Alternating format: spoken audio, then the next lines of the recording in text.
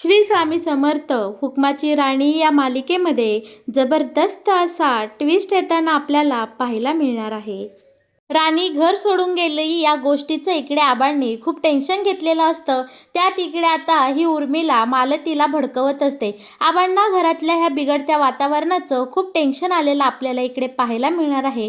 दुसरीकडे इंद्रालाही गिल्ट वाटत असतं की मी राणीला घरातून असं तिकडं सोडून आलो आणि तनिषा मात्र इकडे दिवसेंदिवस तिची कारस्थानामध्ये भरच पाडत असते। एके दिवशी अचानक इकडे आबा या तनिषाचा हा प्लॅन ऐकतात। उर्मिला आणि तनिषाचं बोलणं ऐकतात आणि इकडे ही तनिषा बोलत असते की राणी परत या महाडिकांच्या बंगल्यात कधीच येणार नाही आणि हे शब्द आबांच्या कानी पडताच इकडे आबांना हार्ट अटॅक आलेला आपल्याला पाहायला मिळणार आहे। त्यानंतर इंद्रा धावत पळत घरी येतो आणि आबांच्या तोंडात एकच शब्द असतात की माझी राणी कुठे आहे, राणी राणी आणि राणी। हे शब्द ऐकून इंद्रा इकडे लगोलग वस्तीवर जातो आणि राणीला बोलतो की तू आत्ताच्या आत्ता घरी चल बरं का। राणी घरी आल्यानंतर इकडे खूप महत्त्वाची गोष्ट होणार आहे, ती नेमकी काय आणि नेमकं आबांनी राणीचा दुसरा का घेतला हे जर तुम्हाला जाणून घ्यायचं असेल तर तुम्ही आपला व्हिडिओ अगदी शेवटपर्यंत बघा, म्हणजे तुमच्या सगळं काही इकडे लक्षात येऊन जाईल। दुसरीकडे प्रेक्षकांनो, आबा इकडे खूप चिंतेत असतात कारण राणी घर सोडून गेली ही गोष्ट आबांना अजिबात आवडत नसते। ते इकडे राणीला आवर्जून फोन करतात आणि विचारतात की राणी बाळा कशी आहेस। तेव्हा राणी बोलते की आबा मी ठीक आहे। मग इकडे आबा बोलतात की तू घर सोडून का गेलीस अशी अचानक मध्यरात्री, मला ही गोष्ट खटकली आहे। पण राणी इकडे बाजू सावरत बोलते की आम्ही फिरत फिरत इकडे बुवा आणि आईच्या घराकडे आलो आणि मला इथे राहू वाटलं म्हणून इंद्रजित बोलले की तू राहा काही दिवस इकडे, म्हणून मी इकडे राहिले, बाकी काही नाही। आबांना मात्र इकडे राणीचं हे बोलणं पटलेलं नसतं, तरीही तोंड देखला आबा बोलतात की ठीक आहे चल, तुझं काही आवरलं तिकडचं, तुझं राहून झालं की लवकरात लवकर आपल्या घरी निघून ये, इथे सगळी तुझी वाट पाहतात। आता इकडे आबा फोन ठेवतात। दुसरीकडे तनिषाने मुद्दामून सगळ्यांची मनं जिंकण्यासाठी लवकर उठून सगळ्यांसाठी छानपैकी इकडे चायनीज आयटम बनवलेले आपल्याला पाहायला मिळणार आहे। इकडे मालतीला हे सगळ्याचं खूप कौतुक झालेलं असतं, पण आबांना मात्र इकडे त्याचं काही कौतुक नसतं।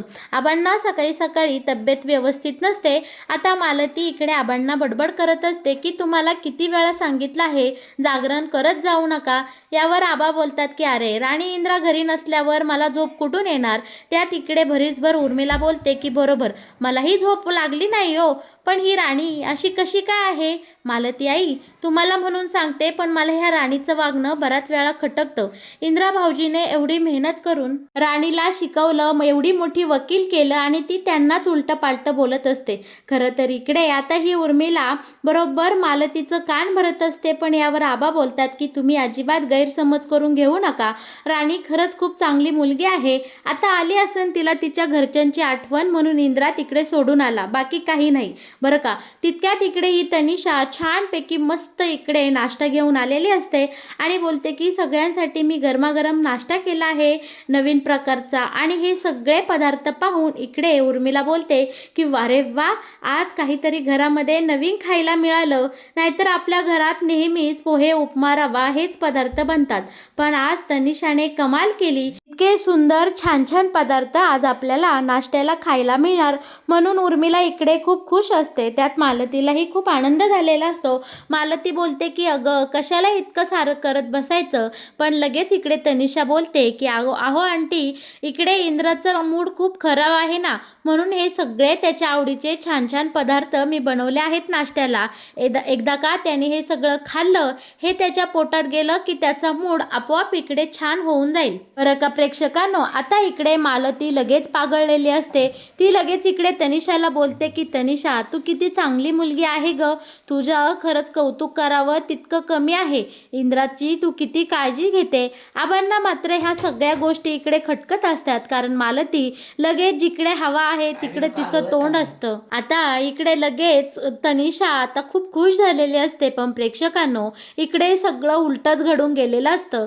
इकडे खाली येतो तो ऑफिसला निघालेला असतो आणि तनिषा लगेच घाईघाईने त्याच्या जवळ जाते आणि बोलते की इंद्रा, अरे मी तुझ्यासाठी किती छानपैकी इकडे नाश्ता केला आहे, चल खाऊन घे. पण इंद्रा इकडे आता बोलतो की नाही, मला ऑफिसला जायला उशीर झाला आहे, मला इथे काही खात बसायला वेळ नाही. आणि आपला इंद्रा इकडे तनिषाला डावलून थेट ऑफिसला निघून गेलेला असतो. तनिषाला या सगळ्याचा खूप राग आलेला असतो, कारण तनिषा बोलते इतकी सकाळपासून मेहनत घेतली आणि ह्या इंद्राने मूर्खाने काही खाल्लं नाही, बावळट असला. आणि इकडे तनिषा आता रागाने लाल झालेले आपल्याला पाहायला मिळणार आहे. दुसरीकडे इकडे वस्तीमध्ये राणीने बरोबर या गोट्याला बोलावून घेतलेलं असतं आणि तिने इंद्राच्या आवडीचा सगळा स्वयंपाक इकडे केलेला आपल्याला पाहायला मिळणार आहे. राणी इकडे गोट्याला बोलत असते की गोट्या, मी इंद्रजित सरांच्या आवडीचा खूप छान स्वयंपाक केला आहे. त्यांच्या आवडीचं इकडे वांग्याचं भरीत आणि छानपैकी मिरचीचा ठेचा आणि भाकरी असा मस्त बेत करून मी त्यांच्यासाठी देत आहे. पण हा डबा तू फक्त त्यांच्या हातातच द्यायचा आणि हो, हा डबा त्यांच्या हातात द्यायचा आणि त्यांनी तो पूर्ण खाल्ला की नाही हे सुद्धा मला सांगायचं बरं का. आता गोट्या बोलतो हो बाई, तू म्हणाल तसं सगळं मी करेल. आणि पुन्हा राणी बोलते की गोट्या, मला व्हिडिओ कॉल करशील का रे. आता इकडे गोट्या बोलतो की हो ताईसाहेब, सगळं तुमच्या मनासारखं होईल. दुसरीकडे इकडे तनिषाच्या मनासारखं झालं नाही म्हणून ती सैरावैरा झालेली असते. ती सगळा राग इकडे केस मोकळी सोडून व्यक्त करत असते. उषा काय फेकते, खोलीमध्ये वस्तूंची नासधूस करताना आता आपल्याला तनिषा पाहायला मिळणार आहे. दुसरीकडे ही उर्मिला इथं आलेली असते. उर्मिला बोलते की अगं वेडी झाली काय, असं जर तुझा अवतार कोणी पाहिला तर काय होईल, सगळं होत्याचं नव्हतं होईल बसेल, त्यामुळे तू असं काही विचित्रपणाने वागू नकोस. आता इकडे तनिषा बोलते की मग मी काय करू, सकाळपासून पहाटे उठून इंद्राच्या आवडीचा एवढा सगळा स्वयंपाक केला आणि हा इंद्रा खुशाल मला म्हणतो की मला खायचं नाही आणि निघून गेला. यावर आता उर्मिला बोलते की मग ठीक आहे ना, ते सगळे पदार्थ डब्यात भर आणि दोघेही जाऊन ऑफिसला जाऊन नाश्ता करून घ्या, इतकं सोपं आहे. आता उर्मिलाचं हे म्हणणे तनिषाला पटतं आणि तनिषा बोलते की बरोबर आहे, तू असं बोलते ना, ठीक आहे. यावर उर्मिला बोलते की घरातली आग लावायला मी खंबीर आहे, तू तुझं ऑफिस सांभाळ. आणि आता तनिषा ऑफिसला निघून गेलेली असते. आता इकडे या तनिषाने इंद्रासाठी डबा आणलेला असतो. इंद्रा हा डबा खाण्यास नकार देतो आणि नंतर मात्र तनिषा पायाला लागला असं नाटक करते. तितक्यात आता इथे गोट्या आलेला असतो. गोट्या या दोघांना इतकं जवळ पाहून त्याला काहीतरी वेगळंच वाटतं, पण तो बोलतो की राणीने तुमच्यासाठी डबा दिला आहे. पण तनिषा बोलते की कशाला, एक दिवस माझ्या हातचं खाल्लं तर काय बिघडन, आणि ती एकदम गोट्याच्या अंगावर खेचकून जाते. आता इकडे इंद्रा तनिषाकडे रागाने पाहतो आणि तनिषा मग नॉर्मल सारखी बोलते आणि सगळेजण आता जेवायला इथे बसलेले असतात. गोट्याने राणीला शब्द दिलेला असतो की इंद्राला तुझा डबा खाऊ घालेन.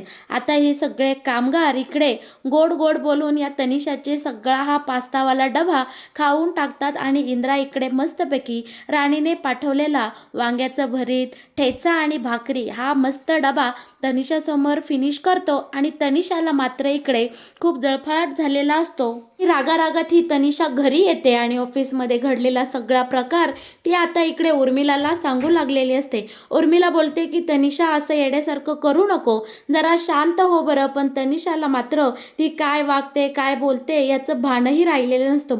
तनिषा बोलते की या राणीला भिकारडीला मी या घरातून तर बाहेर काढलं, पण परत एकदा कधीही मी तिला या महाडिकांच्या बंगल्यात येऊ देणार नाही आणि इंद्राच्या आयुष्यात तर नाहीच नाही.